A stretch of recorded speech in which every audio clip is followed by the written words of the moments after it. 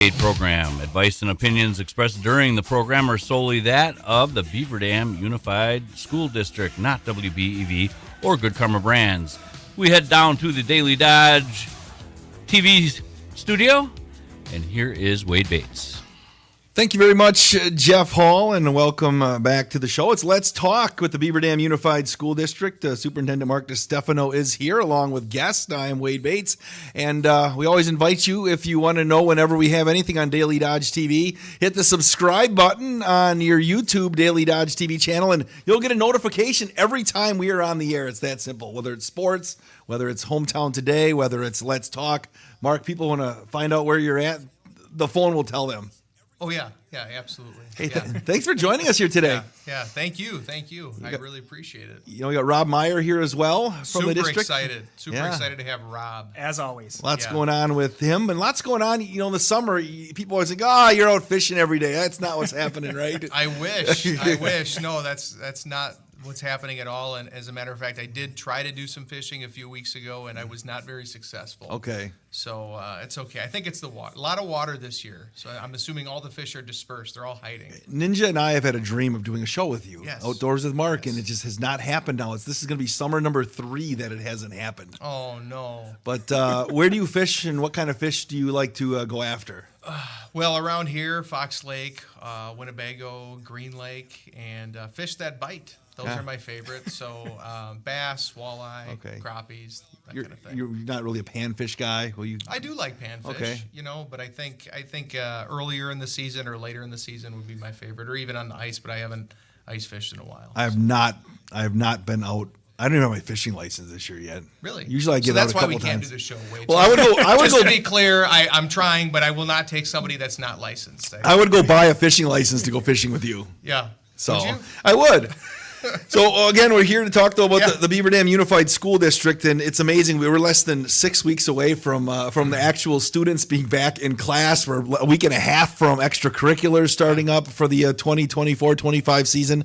We are, we're heading down the home stretch here of quote summer vacation for the kids. Yeah, it's going to get real really quick, and I think staff that are off during the summer, a lot of the staff aren't, but staff that are off during the summer and our kids, I'm hoping that they're taking advantage of these last several weeks and really making sure that they re-energize and are in a good spot, because there's a lot of purpose, a lot of great work we're doing every year. I got yelled at because we went on vacation over the 4th of July week, and we got back. I'm like, summer's over.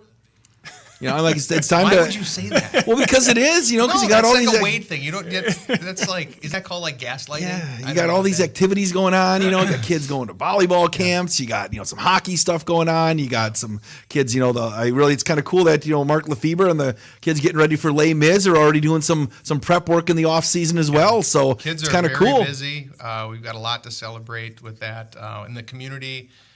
Kids helping out, kids working in the community. I mean, a lot of our employers, it's really awesome to see our kids just contributing positively as citizens in the Beaver Dam area. Staff are working all summer, and Rob, our Director of Teaching and Learning, who's with us today, he can speak to that, just the ongoing learning and kind of honing of their craft. We have staff that commit to a lot of things during the summer, whether they're working on teams internally or the district, or I know we've got a couple of learning opportunities coming up where staff are going together in teams to learn professionally and grow. So we've got a lot to be proud of, and that commitment to our kids and our community is it's a 365-day experience. Sure, and that's one of the things Robbie always talk about though too is teachers and educators are always looking to get better, and there are many opportunities to improve and hone your craft, and not only during the school year but also in the summer, right? Yeah, absolutely.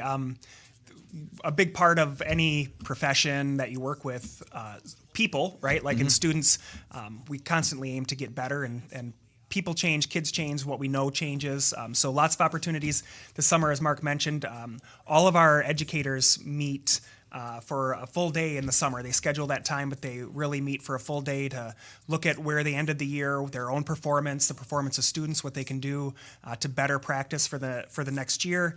And then, as Mark mentioned, we have some conferences. So next week we'll have a fairly large team going to a fairly local event in Madison to get better at their craft, particularly around how we collaborate and work with each other in honor of the students that we serve. And then we'll have a team going the following week, largely at the secondary level, around literacy and college and career readiness practices. So there's, again, a lot of opportunities, and it's great to be in Beaver Dam because our staff really take advantage of those opportunities. And you drive around the city and you go drive by schools and such. There's always a car park. There's always a car park at school, no matter where you had multiple. People are doing stuff in the off season, getting ready. Call it the off season, but you know what I mean, right? Yep. Getting ready. Well, and activities too. I mean, just talking about how engaged our kids are, how engaged our parents are. I can think about this summer we've had a number of events get hosted at our high school. We get really good community use and value from the field house that we have. I think there's been at least 2 large scale basketball events. We had a huge wrestling event early in the summer, and specifically to that event, I know that the Beaver Dam Youth Wrestling Program, parents, families, volunteering to help kind of contribute to that value add for our community. Then you look around at the ballparks, right? Every weekend there's stuff going on with the youth, and tons of volunteer work, whether it's the coaches or it's people working concessions. You look at the regional tournaments that are getting hosted right now. There's one that's going on right now on our high school campus, and parents and volunteers in the community helping make that happen. And people are in town. They're having a positive experience. The kids are enjoying what they do, and then they're spending money. They're gassing up. They're going to restaurants here in Beaver Dam. But that's all a shared lift, So we can't do that, and our community can't do that without our parents and without our kids and without people supporting it. So it's been a very busy, very, very productive summer. Yeah, and it's great to get to see people using the facilities as well, whether it be the tennis courts or I know Corey Sparks, who's producing today along with Wally, our newest teammate, they were out training for the Olympics on the track. Was it last night? I think Corey was out there with Wally. So, and I think they were running like 1600s in intervals or something like that. And I'm like, wow, I was laying on the couch last night watching TV. No, it's awesome. We're very, very fortunate. A lot of good things going on, and I think Greece, the ACT is putting on Greece. That's this week. So I think tonight might be the first night. So if folks are looking for good things to do, they got a lot of options all weekend. You can see that. It sounds like there's a lot of good bands in town again this week. There's a Legion tournament going on this weekend and next weekend. So a lot of great options for people. No, it is. There's plenty to do around town. A lot of it, like I said, a lot of it is tied to the district. There are people involved in it all the time. Yep. So it's kind of great. It's busy time, and look forward to 5.5 weeks until there you are. The bell rings. Yeah, you're going right back to I am. I can't wait. We're going to take full advantage of the weeks. We're there. We're ready in many respects, but there's some fine tuning and honing that we need to do, and we still are technically summer busy. Yes. So you don't need to overwhelm us with fall talk yet. Summer school's still going on. Summer school's going on. Yes. Summer school's going on. It's really good. I want to turn it over to Rob a little bit to talk about our summer school programming, and it's really good success. We got a lot to be proud of. Yeah, there's lots of opportunities for growth and enrichment in the summer school in the district. Right, and a lot of people enjoy doing it, and kids are still engaged. Yeah, first off, I just want to thank. I'll get into just a little bit about summer school, but just thank our staff. Teachers do a lot of work, as we mentioned before, and do a lot of professional growth over the summer, reflecting, preparing classrooms, that sort of thing. And then we have another significant chunk of our staff that come in and serve students continuously in the summer for our program. This year, we have about 500 elementary students in our programs, which is outstanding. They're all over at Prairie View, so if you happen to drive by there, you see all the cars, buses, kids in the playground. That's as busy as it is during the school year. We also have middle school, high school programming going on. Enrichment courses, as you mentioned, but also those extra support classes for our students that need that extra boost going into the next grade level.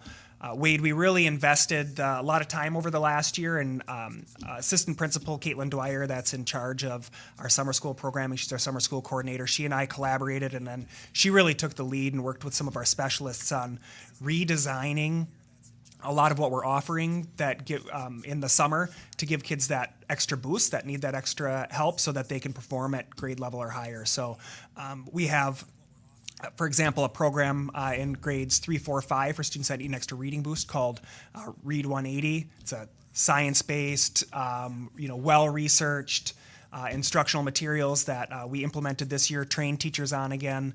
We've seen some success with that in its first year. Similarly, we redesigned the kindergarten, first, second grade reading program that we offer in the summer, and then math across all those grades as well. And it's just great to see that the efforts that you put in pay off, and I know that that'll happen this fall for all those families and students that took advantage of enrichment, but also those booster classes that we offer to really make sure that they are where they need to be. Some of those enrichment classes, though, we offer some pretty cool ones, but one that's been a highlight is, I just got to check the notes so I get the title right, Police Work is what it's called. So that's a new one this year, and that's a partnership with one of our teachers, Mr. Schmidt, and one of our school resource officers, Officer Edwards. So they're co-teaching that class. The chief has been in to visit that class. They've had canine visits, visits from detectives, and really our elementary students learning more what it's like to be a police officer, but also, some of those enrichment classes help them start to, even at an early age, explore careers, understand their community, understand those what we might at the high school level call civics.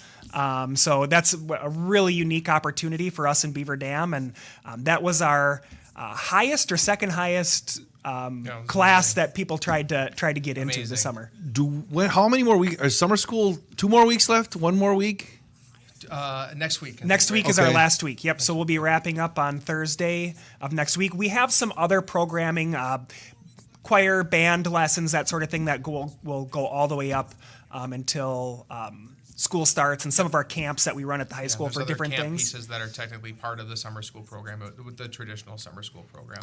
And I think it's amazing. I mean, I think it speaks to the value that we have in this community and the respect that we have and the positive relationships that we have with law enforcement, and really understanding that the relationships with law enforcement is about, part of that's about understanding how to be safe, how to be good citizens, right? And how to be good stewards and productive people in a society. And these relationships that our kids are building at an early age, I think, are really positive and really healthy. And it fits wonderfully with our model and how we work with our SRO programming. We have 3 school resource officers in elementary, 1 at the middle and 1 at the high school. And it's really about building capacity. It's about relationships. There's kind of that social support, social work-esque. That's really the priority and focus of kind of that day-to-day. And of course, they're a huge part of safety prevention, those types of things as well. But again, people really respect and value law enforcement in our community. That's part of the fabric of where we live, and this speaks to that. And kids, kids get excited. Yeah. Talking to police officers, or going to the fire department, all that stuff, and those are good, positive, healthy things, and we want to support that. It is great. And even in the SROs that you have done a great job, I think, of building those relationships, because whether it's Officer Carroll, Officer Strakota, Officer Edwards, I've seen them in non-school situations, and kids will come up to them and engage them and speak with them. Hey, how's it going? Officer, Strakota or Officer Carroll, and the fact that they've been able to build those bonds and with law enforcement. I mean, I think our kids in our community know that they care, right? They're very, very invested, and they're taking many times their own time to show that support or be engaged or volunteer in other capacities. So really, really proud of that. Do you volunteer to get tased during that class so the kids can see what it looks like, Mark? I think I actually have asked to be tased before. I had a back issue going on. I was convinced that might help, but no, I haven't been tased on film for you, Wade. I just wanted it for the curriculum for the kids. Yeah, excuses. I think one other part, you're just talking about our SROs. Yeah, well, one other part about our SROs is, we talk about them being involved in summer programming and, the school safety aspect, absolutely building relationships, but they have really become involved in our educational components as well when it comes to educating students as parts of our health programming, human growth and development, safety in the community, all those sorts of things. I think I think some of those folks have maybe stepped out of their comfort zone, but they've really supported our educators based on their expertise. So that's much appreciated as well. Awesome. We're talking with Beaver Dam Unified School District Superintendent Mark DiStefano and Rob Meyer, Director of Teaching and Learning, here on Let's Talk on 95.3 WBEV and Daily Dodge TV. If you click on the Daily Dodge TV tab at dailydodge.com or search Daily Dodge TV on YouTube and subscribe, you can see all of our programming live and go back and watch probably the last 5 or 6 episodes. Yeah, shooting for 1,000 views this time. 1,000 views this time? Yeah. Okay. After the fact. I don't know where we were at last time, about 995. I think so. So we need another 5 or 6 people. Did I to embellish? No, that's about it. Sounds about Is right. that why you brought me here? Push it over? Rob's family's going to be listening He's got a big to push it following. over on I do, yeah, DDTV. Rob uses social media, so that'll help. So, in the summer, we've got a lot of projects going on, a lot of projects. So I just want to touch on that, and then we'll dive into some things going on at the middle school, which are exciting. But, typically every year, people think of like they're going to do something with the roofs, check. So we're doing work on roofs, right? Doing some work with parking lots, things like that. Addressing things that, just need routine maintenance, could be, replacing sidewalk, things like that. But a couple of things that are also taking place, that work at Wilson to help support and prepare that site to be really a community value add for childcare in the future. So making great progress on that work. Hopefully that project, waiting on a couple things from an HVAC standpoint, but hoping that project wraps up here in the next couple of weeks. Very excited for those types of things. We're doing some replacement and updates to some of our fire alarm systems and panels that make them more, I don't want to say user-friendly, but make them more modern and able for responding fire officials to be able to engage and understand what the issue is right when they come on scene. So a lot of that has to do with the controls and the communication and monitoring system. So it actually will tell them and articulate specifically where the particular issue is. So doing updates at a couple of buildings, and those are expensive. So what we typically do is we'll try to knock off one a summer, something like that. And then, aside from some of that, I don't want to say more routine work, but some of that work, things also pop up in the summer, and people are very aware that it's been an interesting weather summer. I mean, obviously we know that we've got a lot of rain, and rain sounds really good, but when you have too much of it, it creates a series of dynamics for us. But what we had more recently, on top of those rains, was we had some really significant lightning storms. Okay. And lightning issues, and most recently, I know that there was some local coverage of lightning striking the high school, etc. And at first glance, I mean, I think the building, it took it like a champ. So it withstood whatever that lightning strike was. But what happens with lightning is a lot of times, after the fact, you start to uncover unique dynamics, because when lightning strikes a facility, you're fortunate if there isn't a fire or other significant damage, but then you find, because of likely some type of surging, and even though like modern systems have more protections in place, but you sometimes uncover things. So for us with that lightning strike, unfortunately it did take out the marquee sign at the high school. So we're working with the sign company to hopefully be able to get that repaired. It took out a motor in one of our larger HVAC units, electrical motor. So just that surging can do things to computers, to electrical things, obviously. And it was the computer mod for the sign board, and then the motor for one of our larger HVAC units. So, and then what we found uniquely too, is there was also lightning that likely hit the middle school, or hit in very close proximity to the middle school, and created a surge there as well. And unfortunately, right now, that's damaged our elevator, which is problematic because it's a 3-story building. Egress flow and accessibility there is a challenge in and of itself.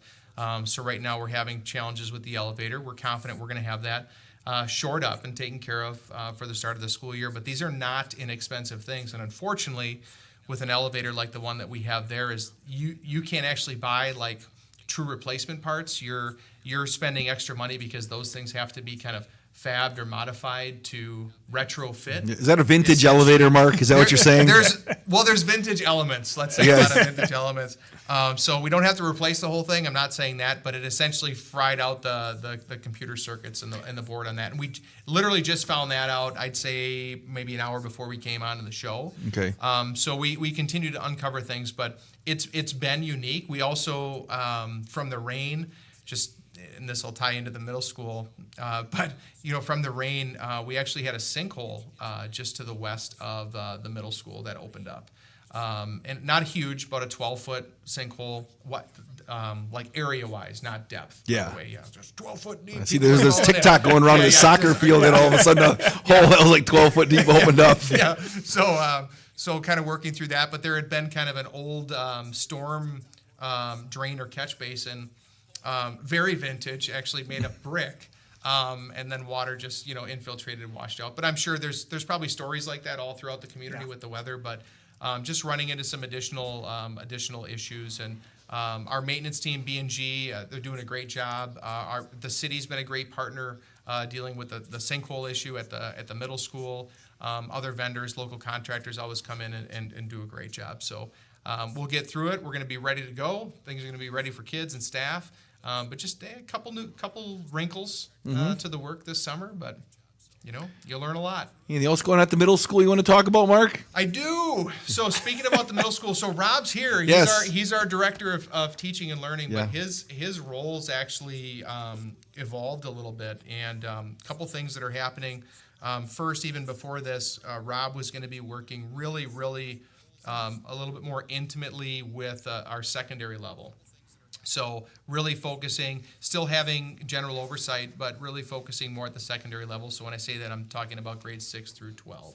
And then a gentleman by the name of Brandon Krause, a principal at Prairie View Elementary, was going to just take on a little bit more of we'll say the day-to-day kind of operational championing of that teaching and learning component at the elementary level. Well, we had an opportunity, the person that we had intended to move into that principal role at the middle school following Mr. Loss's retirement is actually relocating. So just some opportunities and things going on for him in his personal life. So he's going to be relocating. And one of the things that we're really passionate about is continuing to support obviously our middle school. And there's been some really nice initial traction in a couple areas. And we want to support those efforts moving forward. So Rob is going to be serving as the principal of Beaver Dam Middle School this coming year, and we're very confident he's going to do an outstanding job. Rob's been in our district. This will be his 5th year, and over these past 4 years, he's really developed a lot of capacity, a lot of positive relationships, and really helped kind of cultivate some things going on at the middle school. So the staff know Rob. I think there's good quality trust there. Rob's got great energy, and he engages really well with middle school age students as well. So we're super excited. He's going to be there. The associate principal is who people were expecting anyway. So that's Abby Schmidt. She's going to do a phenomenal job. She's a BD grad. She's very committed in our community. The Dean of Students, who was there last year, Jamie Dugan, will still be serving there. And then we are adding an additional dean position to help support the work that we're doing there. So it's really neat. And then I'm going to stop talking soon and just let Rob run a little bit. But what's really neat is with that system and structure, you've got Rob, who is our expert when it comes to teaching and learning, steering the ship of the middle school, which I think is just a great fit any way you slice it. And then those supporting roles, the associate principal and the 2 deans, will be able to work grade level specific kind of championing. They'll work as a team for all kids, but so you can have an AP with one grade level, a dean with one grade level, and a dean with another. So there's going to be a lot of unique focus, time, attention, service, and I think it's at the end of the day, it's going to be a huge value add for that system. We're super excited. So, Rob, what do you think? You excited? I am excited. I'm excited. So, Mark gave me the call and said, how do you feel about middle school principalship? And right away there is excitement. There's I take it as an incredible opportunity and honor to be asked. That is students at that age, they need support structures. They need a lot of work goes into those levels. So it's an honor to be a part of that. My goal is really just to continue the work that we've done there, and it's excellence for all kids. That's the goal, right? Excellence for all kids. I constantly say, I think teachers in our district, people that serve on teams with me could say, grade level or higher for all kids. That's our goal. So everything, all the energy that's needed to do that. So again, excellence for all kids. But kind of a side part, Mark mentioned, and this is kind of a natural fit for me. That's why I probably wasn't taken aback when being asked, like, what? No question over the next, what I've worked on this week and over the next week or two, really connecting with people that have been at the middle school, the associate principal, dean of students, to, get involved in some more of those finite things that I haven't been involved in. But I've been involved in the middle school for my 4 years time here. My office was there 3 and 4 years ago. So I've have that involvement there. But that side goal is to take all the structures, a lot of the energy that we put into that school over the last 4 years. We've have new instructional materials that we've implemented there. We've revamped the schedule to make more sense for teaching and learning for students. We put a lot of supports in place. And when I say supports, we put in people and programs, resources to support students in need, social, emotionally, behaviorally, as well as academically, particularly in math and reading that weren't there necessarily 4 years ago. But we have also worked on the opposite end and really done some work around supporting our advanced learners and making sure that kids that are performing at or above grade level have opportunities to continue to excel and reach. So again, that side goal for me is to hopefully take all of the energy that we've done the last 4 years and really make sure that that's refined and accelerates learning and the student experience at the middle school. Middle schools are always, both emotionally and, transitional education wise. It's always a big, you move up from the elementary school. It's a big transition for everybody. So important to, to be on top of things. We appreciate everything that the district's been doing to, accelerate some of those things. It's going to be fun, Wade. It's going to be a blast. Hard work. Absolutely. Lots of hard work.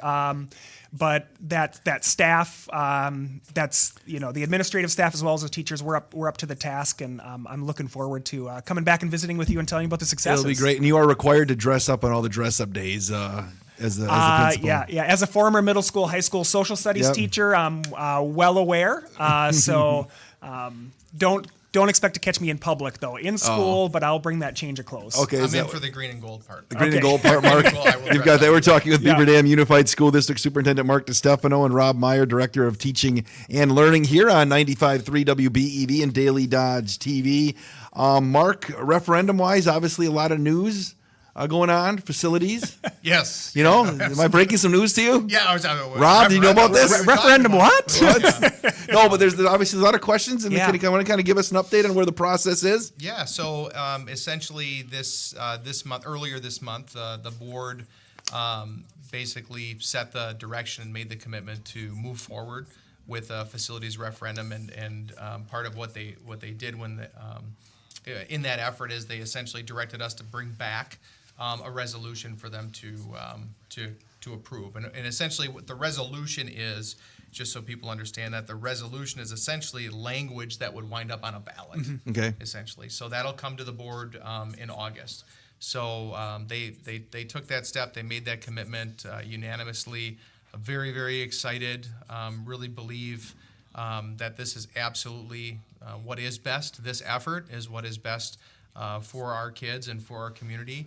And what people will be hearing from us is to engage, to learn, to ask those questions, and then to vote. So they're not going to necessarily hear us push vote yes. They probably can logically understand where we're positioned, but there's some things legally that we can't necessarily push it a certain way. But we want people to engage, understand the need, appreciate the need, and then engage in that voting process. And we know that this coming election we should see a really quality turnout. We typically do see that with the presidential election, and we're just really, really hopeful that people, if they have questions, that they take the time to ask. To maybe participate in some of the sessions that we will have coming up, and we'll be working with you and our other partners to really get those sessions out there. So there'll be a number of additional opportunities. There were several earlier in the year, or this past year, kind of winter, right? And then early spring, several opportunities, but we're going to have several more. And those will be kicking off here in the next few weeks. Sure. So really hoping that people take time to ask questions and to learn about things, and then engage in the process and vote. It's one of those things where it's your job just to get the information out there, the accurate information, because we've talked in the past. I heard this from a friend of a friend of a friend, and Yes. and I'm then upset about it. yeah. But then maybe sometimes as tell a friend, tell a phone how it is, it changes a little bit. So there are opportunities to find out the correct and accurate information, and when people have that, they make the decision for themselves. Yeah, I mean, just we want to, people always say, like, matter of fact, we want people to have those facts. And on our website, there's a lot of wonderful resources, right? And there's a bucket specific to the facilities project, facilities referendum. The FAQs document is really, really helpful. And I know that people haven't gotten it necessarily in their hand yet, but I mean, it's literally 2 clicks once you're on the website to get to it. That the frequently asked questions, and it addresses a variety of issues. And every once in a while, somebody will be passionate about something, they'll put something out there, and that could be for maybe on a positive end, or maybe not a not so positive end. But there's a lot of really good clarity to some issues out there. And I can think of most recently, I heard people talking about location again. And why that location that we're talking about for the middle school part of it, right, would make sense. So there's information on the FAQ. It reminds people that the location that we're looking at is just over a mile. The campus is just over a mile from what would be the new facility. So the current middle school versus what a new middle school campus would look like is just over a mile away.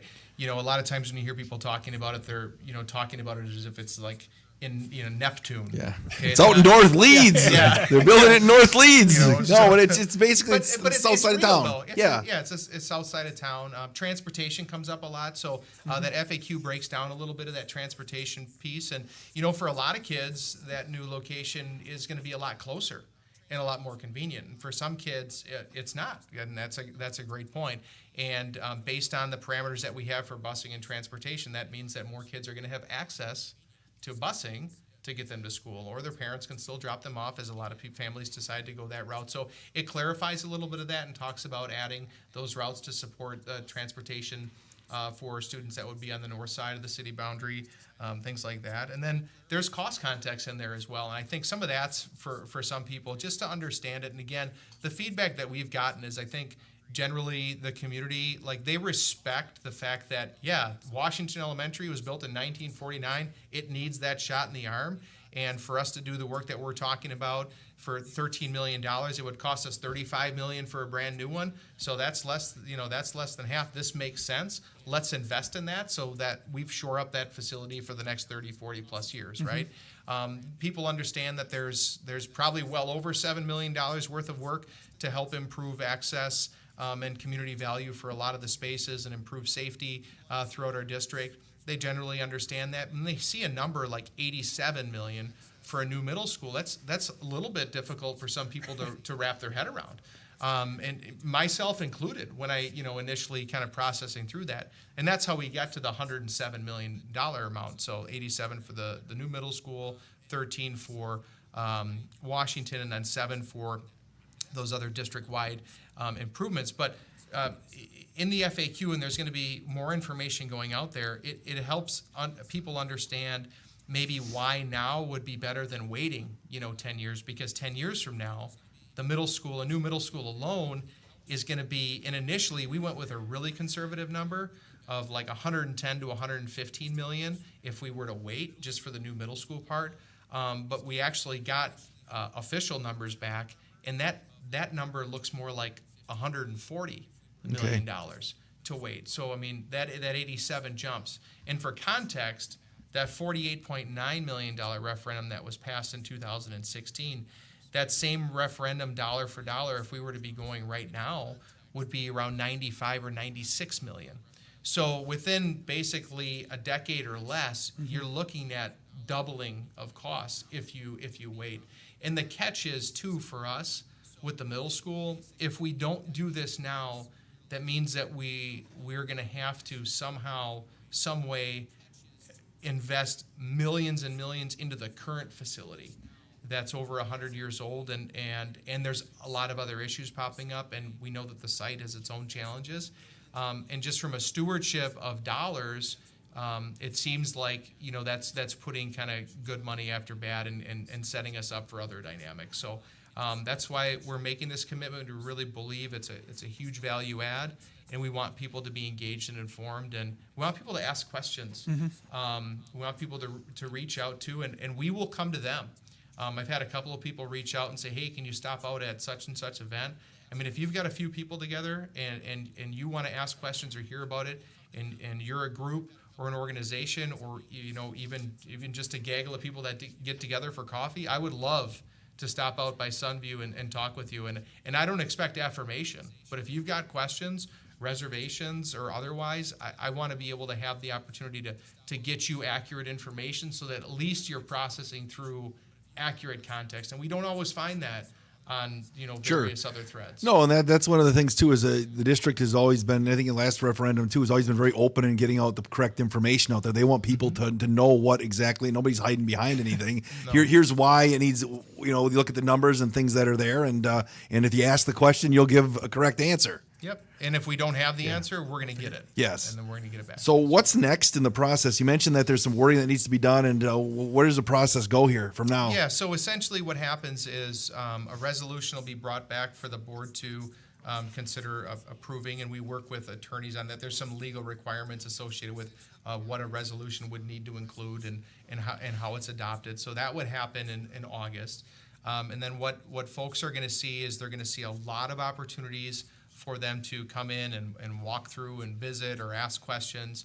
And then they're also going to see that we're also going to go out to different groups and provide some of those opportunities. So there'll be open house type experiences where they can walk through Washington, they can walk through the middle school, they can talk to staff.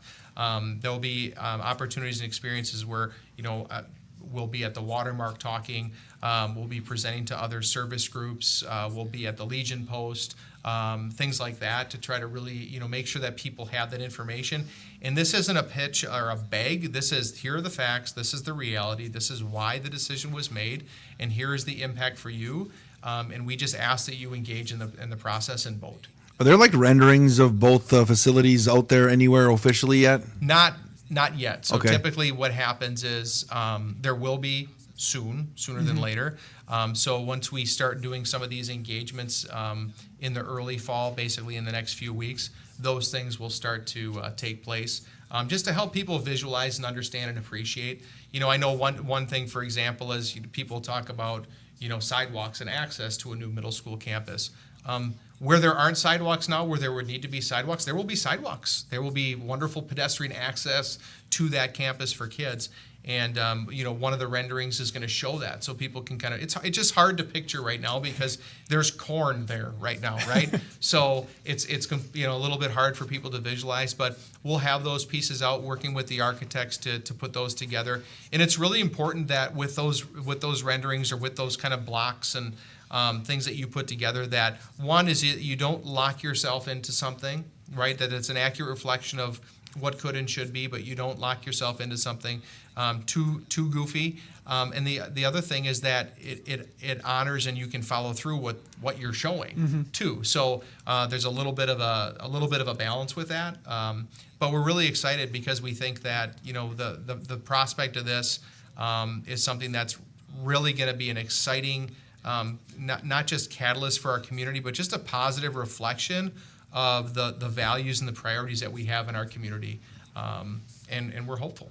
Well, it's good stuff. Again, excited to see what comes about as you move forward towards. Are there a lot of referendums that are on the docket potentially across the state of Wisconsin here for the November election? Yes, there will be again. There were, as if folks follow that, they probably know that there have been historical numbers of referendum, and I'm glad that you brought that up, Wade, because Many of them, or most of them, as of late, have been operational referendum. And so the operational referendum is basically asking the community to add more dollars in their operating budget to function. This is a capital referendum, so this is about facilities.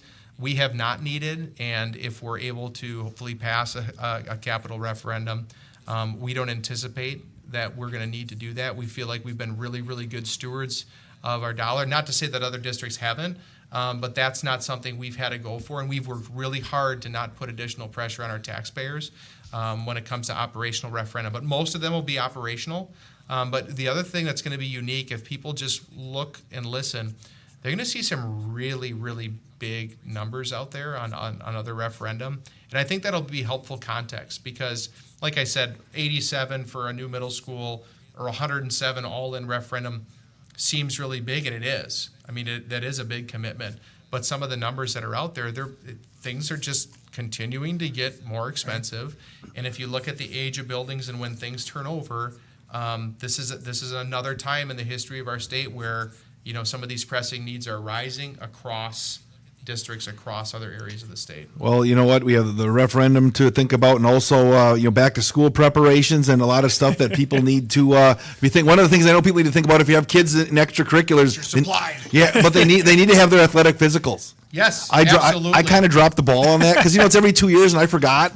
And so this is getting kind of under the wire to get. If you have a kid in fall sports, you can call around. I know there are a few places like Watertown Regional is taking people in for. No, I'm just saying they're a partner. They're actually get on it. So get on it because we're a week and a half from football. Yeah. We're 2 weeks, 3 weeks away from like volleyball, cross country, tennis, and all that stuff. So yeah, depending on what your kids are engaged in, there's a couple extra steps that you need to take. But one of the things that that I also and I know we have weeks to go, so relax. But I think just starting to prepare your heart and your child's heart for like maybe better sleep schedules, sleep habits, and things, and that's something that we talk about, and it's so important. Like it's so important, obviously, for our kids to be well nourished and well rested.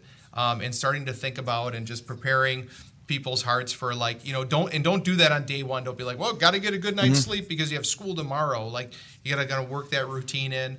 It just really, really adds value. And you talk about other preparations. All that information's on the website too, so people can find out like what supplies or what other things they need to grab. And then also coming up, in-person registration. So online registration opened July 8th. A lot of people have been doing that. It's a great resource, but there's in-person opportunities for people to come in on July 24th, July 30th, and August 8th. All that's also on the website. And if people have a question, they can always call the district office, and we'd be happy to help kind of guide them. Excellent. If anybody has any questions about the referendum or anything going on with curriculum, Rob and Mark, call Rob. Call Rob for all of it. Everything.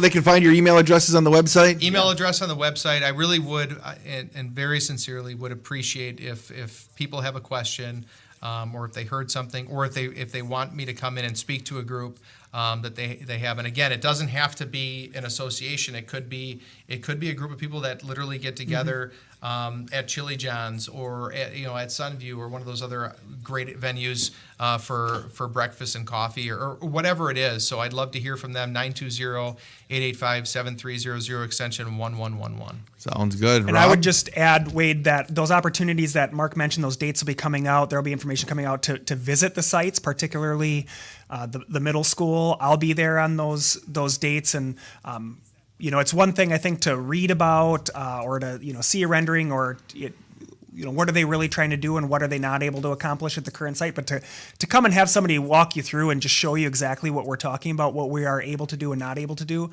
at the current site and the costs associated with that. We'd be happy to take people through on those tour dates. All right. Rob Meyer, Director of Teaching and Learning and Middle School Principal. Mark DiStefano, Superintendent of Beaver Dam Unified School District. Thanks for the time and look forward to seeing you in the future. Thank you so much, Wade. We'll see you next at the fair, I'm sure. It's been Let's Talk, 95.3 WBEV and Daily Dodge TV.